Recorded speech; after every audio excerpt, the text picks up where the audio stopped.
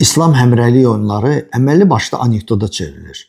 Təsəvvür edin ki, 54 kiloqramda çıxış edən Azərbaycanlı qızı Nərgiz Zeynalova ilk görüşünü məhz finalda keçirir və ucaraq gümüş medal qazanır. Çünki onun çəkisində 3 idmançı var idi.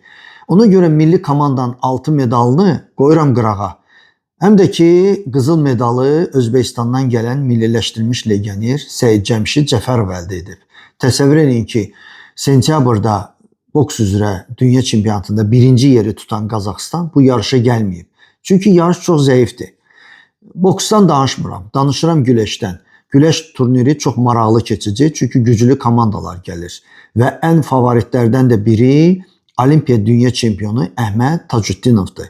Əhməd bu dəqiqə yarışlara Bakıda hazırlaşır və ümid edirəm ki, İslam həmrəylik oyunlarında finalda Əhmədin rəqibi Azərbaycanın nümayəndəsi olacaq və görək kim qalib gələcək.